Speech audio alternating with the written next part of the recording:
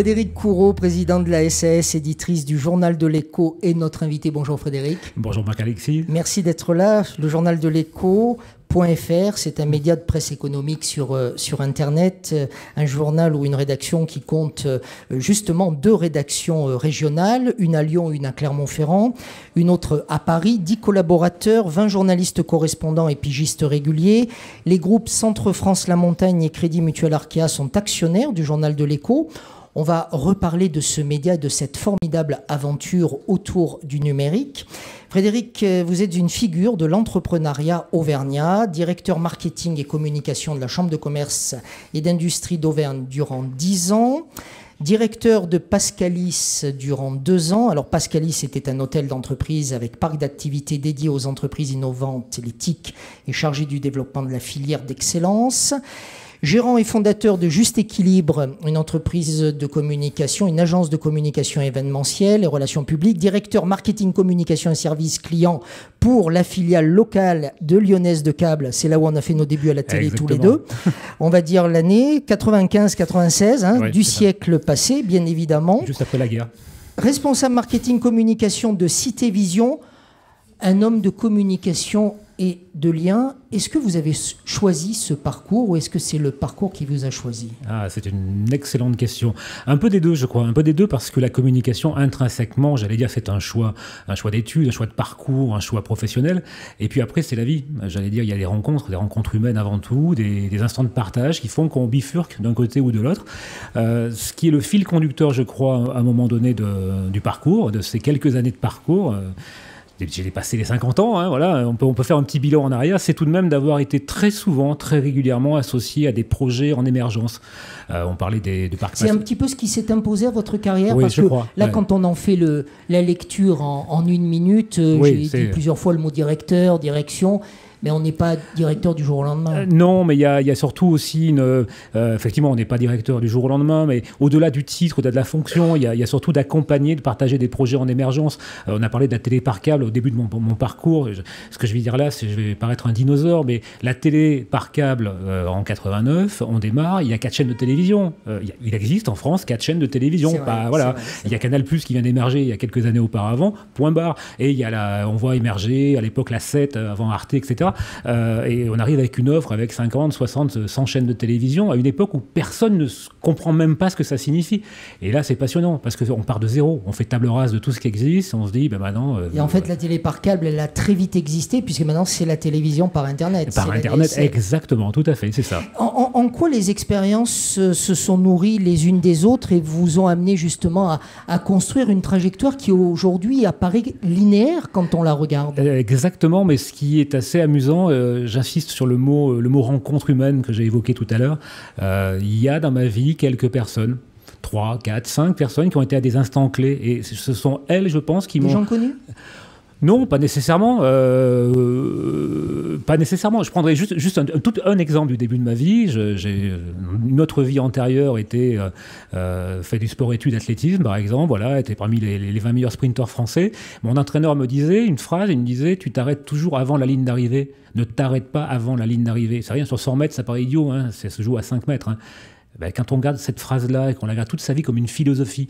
Tu as un objectif, ne t'arrête pas avant la ligne d'arrivée. Ça donne déjà un... Dit autrement, ce monsieur vous a fait comprendre que vous ne deviez pas être en permanence le Poulidor de la communication. Oui, exactement. Avec toute l'amitié qu'on a pour Poulidor, bien sûr. Parce qu'en lui, il est rentré dans la légende en étant toujours numéro 2. C'est génial. J'allais dire respect. Et voilà, je me compare nullement à ce grand champion. Non, c'est la notion de se dire, si on a un objectif, on y va. On va jusqu'au bout de l'objectif, on va jusqu'au bout de sa réalisation. Et tant pis si on se plante.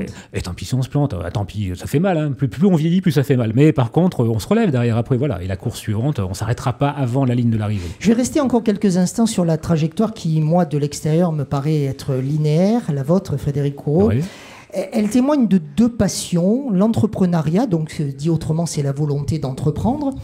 Et puis aussi le fait de ne pas rester à demeure.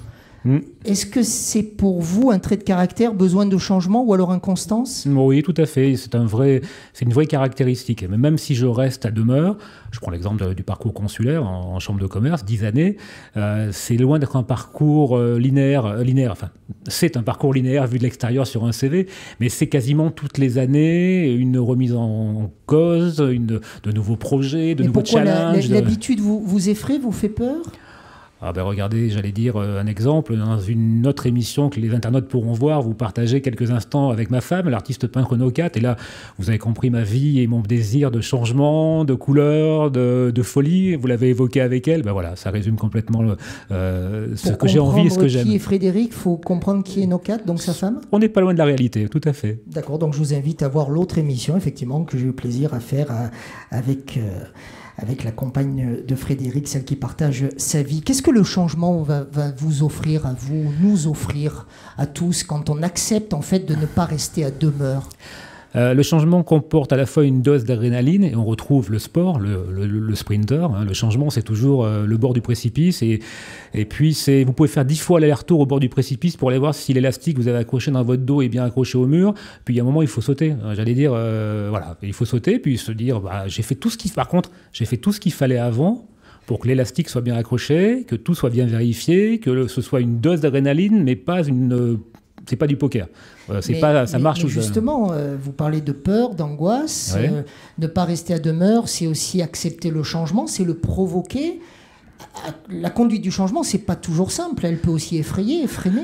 Ah ben c'est même j'allais dire une caractéristique qui a tendance effectivement à annihiler beaucoup d'êtres humains dans ce comportement de la prise de risque, parce qu'effectivement, on recherche chacun avant tout à survivre. Hein. C'est même les fondements de l'être humain. Quand vous êtes passé d'une structure à une autre, vous n'avez jamais eu peur? Ah, le plus grand saut, c'est les 2 fois. J'ai toujours quitté volontairement mes emplois. J'ai quitté volontairement la télé par câble, filiale de la Caisse des dépôts et consignations, et après filiale de M6, poste confortable, pour créer ma première entreprise. C'était un vrai choix. Et le deuxième choix, de quitter l'univers consulaire. Les chambres de commerce. Je n'oserais pas dire que c'est un poste effectivement cocooning, mais tout de même, il y a derrière, c'est de la fonction publique. Donc c'est accepter de quitter un poste de fonctionnaire pour se jeter dans la création d'entreprise en disant j'ai envie de le faire, et si je ne le fais pas maintenant, personne ne le fera pour moi, et je pense qu'il vaut mieux avoir dans la vie des regrets que des remords. Alors, parfait, la transition est impeccable. Frédéric Courreau, quelle définition donnez-vous là, immédiatement, de la notion d'entreprendre, de l'entrepreneuriat? L'entrepreneuriat, c'est d'avant toute chose, je pense, une occasion de se réaliser. C'est avant toute chose, c'est de prendre un peu tout ce qu'il y a en soi dans son parcours, dans toutes ces pierres qu'on a mis dans son sac à dos toute sa vie, en se disant j'ai appris, je pense savoir 2-3 choses, ou inversement j'ai pas franchi la ligne d'arrivée assez vite, et donc j'ai appris que on apprend de ses échecs, que la ligne d'arrivée on peut la franchir plus vite, etc., etc. Et de se dire après tout, ça fait quelques années, quelques mois, parce que même un jeune peut se lancer en création d'entreprise. Au contraire, enfin, c'est un de mes messages. Voilà, sort de l'école, lancez-vous. Et puis toutes ces pierres, on se dit, tiens, on peut faire un reçu qui avait à peine 18 ans. Exactement, et c'est souvent des très bons créateurs. C'est de se dire, toutes ces pierres, on va faire un petit mur avec. Mais on va faire un petit mur qui va être à soi. Et puis s'il tombe, c'est mon mur. C'est pas, voilà, je vais éviter de faire mal à d'autres, mais c'est mon mur à moi, et je vais le construire. Je me jette, et puis si le mur il tient debout, ce qu'on espère tous, hein, voilà, et ça fera une belle maison, ça fera un bel édifice, un beau bâtiment, voilà. On a les moyens aujourd'hui en France et dans notre grande région, alors la région d'abord Auvergne, puis maintenant la région Auvergne-Rhône-Alpes, on a les moyens d'entreprendre? Le plus grand frein à la création, ça reste effectivement dans sa tête. Parce qu'effectivement... Pour vous, il est là, le frein? Je pense que le plus gros frein est là. Après, je ne dis pas que c'est simple, bien au contraire. Certains métiers vont exiger des investissements lourds, vont exiger d'aller au-delà même de ses compétences et de sa capacité naturelle. Donc il va falloir se transcender pour arriver. Mais je crois que le premier frein, il est dans sa tête. Et le jour où on accepte de se dire, finalement, qu'est-ce que j'ai à perdre de plus que ce que j'ai aujourd'hui? Je tente le coup et on verra bien. Je dis ça, en même temps, on connaît tous, et j'en connais plein, d'entrepreneurs qui, malheureusement, l'aventure a mal tourné et mettent beaucoup de temps à s'en remettre. C'est peut-être le seul problème en France, plus que le financement, plus que beaucoup d'autres choses, c'est surtout que l'échec est mal perçu et qu'après, il faut arriver à s'en relever. Mais c'est une belle aventure. Le journal de l'Écho, vous le créez il y a combien de temps ? Eh bien, il y a maintenant 4 ans. 4 ans. 4 ans. Mesdames, messieurs, j'ai un fou avec moi, là. Parce qu'il y a 4 ans, bientôt 5, il décide de créer... sur le territoire de nos amis de Centre-France-La Montagne, oui. Il décide de créer le journal de l'Écho, c'est-à-dire une presse numérique entièrement tournée sur la notion du monde de l'économie. Et il a des grands partenaires, je les ai rappelés tout à l'heure, qui arrivent. Mais il fallait être complètement fou quand même. Ah bah, doublement, parce que, triplement. J'ai évoqué combien il était compliqué quand même de créer sa boîte dans sa tête. Bon, je me suis dit, allez, on y va. Il était compliqué de se dire, je quitte l'univers effectivement de la fonction publique, de ma propre initiative, pour lancer une entreprise. Et il était d'autant plus compliqué de se lancer dans l'univers de la presse. La presse est un des univers les plus bousculés actuellement par les changements associés à l'arrivée du digital. Mais enfin, pas de fausse modestie, Frédéric, vous avez aussi contribué à bouleverser et à provoquer la presse locale. Oui, mais avec le amitié. Numérique, vous avez quand même montré que le numérique, c'était pas demain, c'était aujourd'hui. C'était aujourd'hui. Effectivement, c'est une très très bonne remarque. La phrase, ah oui, le numérique c'est pour demain, c'est pour nos enfants. Non, le numérique c'est aujourd'hui. Voilà, le journal aujourd'hui, ça représente, en cumulé sur une année, pas loin d'1 million de lecteurs. Ce million de lecteurs a accès effectivement uniquement sur le web à une information que j'espère de qualité. 1 million de lecteurs cumulés sur l'année. Combien de newsletters partent tous les matins ? Pratiquement 20 000 newsletters partent sur nos abonnés chaque matin. Et si on doit, ce qu'il faut bien mesurer, c'est que la spécificité du numérique pour les médias, et ça, les médias de type information, et ça peut-être que la presse traditionnelle le mesure pas nécessairement, c'est qu'un média numérique est 360, c'est-à-dire qu'on a autant de lecteurs sur Facebook qu'on en a sur le site, et que sur Facebook, par exemple, l'année dernière, nos articles se sont affichés plus de 6 millions de fois. Voilà, on ne les compte pas en audience, parce qu'effectivement, il n'y a pas moyen, mais ça... C'est vrai que vous savez complètement maîtriser, vous, toutes ces technologies des réseaux sociaux. Vous avez même inventé un concept qui s'appelle ISO, et qui permet aujourd'hui aux entreprises de se retrouver en tête de pont au niveau des moteurs de recherche, notamment chez celui qui est notre ami Google. Bah oui, qui est le leader absolu, 94% de... Voilà, donc en fait, vous ne vous contentez pas du succès du journal de l'Écho, vous êtes déjà en train d'imaginer autre chose. C'est la seule façon d'avancer, c'est de bouger sans arrêt. Je crois qu'aujourd'hui, tout bouge vite, tout est en mouvement permanent. Ne pas rester à demeure. Voilà, exactement, ne pas rester à demeure. Et juste un mot sur CEO, qui est le nom de la plateforme. CEO, voilà, tout à fait. S2E-S-O. Exactement, et qui est le parti de notre principe qu'aujourd'hui, effectivement, sur Google, où se trouve l'essentiel chaque matin, dans tous les cas, plus de 82% des Français vont chaque matin sur Google et plus de 78% vont sur Facebook. Je veux dire, voilà, chaque matin en démarrant la journée, au travail, je parle, au travail. Donc ça veut dire que c'est là où il faut se trouver, c'est là où il faut que son entreprise soit visible. L'idée, c'était de pouvoir offrir un service qui permet effectivement aux entrepreneurs locaux, régionaux et locaux, au sens quotidien du terme, de pouvoir être dans les meilleurs classements possibles pour rendre visible leur entreprise. Et en plus, ça coûte pas cher. Donc voilà, c'est formidable, c'est ça. Dites le prix ?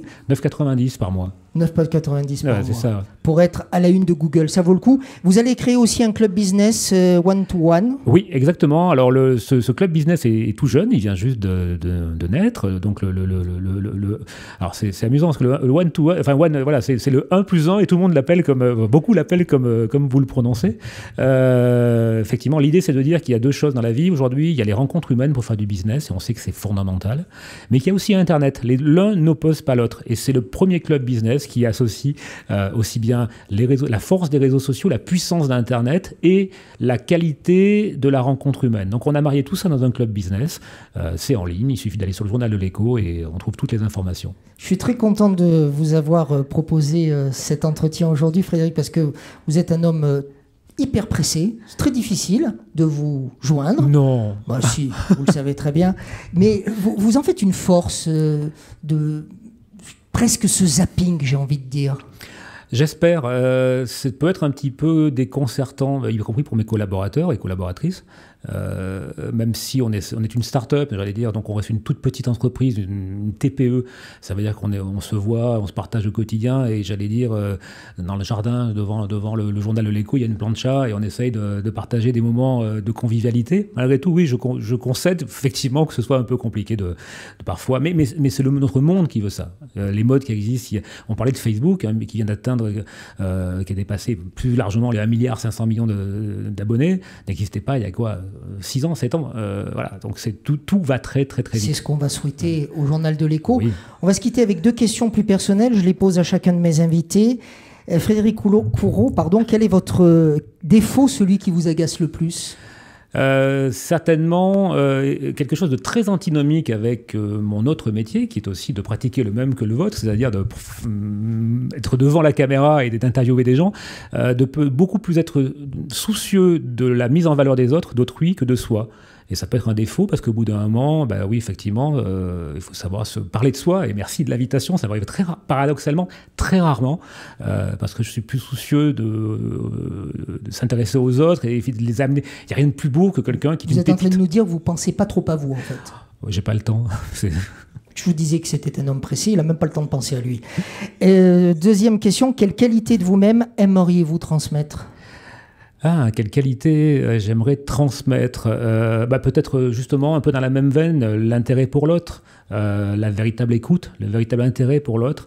Je pense que dans notre société, si on arrêtait les préjugés, si on arrêtait les faciles jugements portés sur qui est qui, de quelle couleur il est, d'où il vient et ce qu'il fait, si on s'arrêtait vraiment pour écouter l'autre, on apprendrait beaucoup plus à créer de belles choses plutôt que de vouloir développer la haine au quotidien, comme on la voit trop malheureusement de plus en plus. Vous avez créé beaucoup de choses en Auvergne, vous avez contribué à la dynamique aussi du territoire auvergnat, à son rayonnement. C'est quoi pour vous être fan de l'Auvergne ? Être fan de l'Auvergne, c'est de partager, des valeurs. L'Auvergnat a cette caractéristique, comme aurait dit Morgane Marzin, en parlant des Bretons qui avaient les mêmes caractéristiques lors de la soirée de l'Écho que les Auvergnats, c'est cette caractéristique de se dire que c'est le terroir qui forge les caractères des hommes. Et en Auvergne, on a un terroir magnifique, une région, des valeurs qui font que l'homme derrière, on va le retrouver sur un terrain de rugby après derrière, et on verra effectivement, ou sur un stade de foot. Et je tiens à le préciser, on va parler du Clermont Foot. Il faut encourager l'ASM, mais il faut encourager le Clermont Foot, voilà, bien évidemment. Et Claude Michy, effectivement, et le beau travail qui est fait. Merci beaucoup Frédéric Courreau d'avoir été notre invité aujourd'hui. Merci.